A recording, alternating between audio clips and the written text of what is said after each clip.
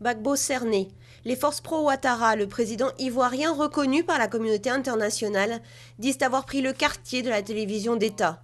Les combats restent intenses autour de la résidence de Laurent Gbagbo et du palais présidentiel.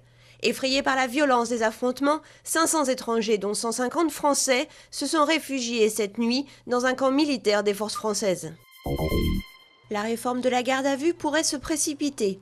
Il est possible que la Cour de cassation demande une mise en œuvre immédiate de la réforme, préalablement prévue d'ici le 1er juillet. La garde à vue française avait été jugée contraire aux droits de l'homme. La réforme prévoit notamment la présence d'un avocat tout au long de la garde à vue. Alors que le prix du gaz augmente aujourd'hui de 5,2%, le gouvernement envisagerait un gel des prix jusqu'en 2012. Selon le quotidien Les Échos, une réunion devrait se tenir à Matignon la journée. Les factures de gaz, qui ont augmenté de plus de 20% en un an, devaient être encore revues à la hausse au 1er juillet prochain.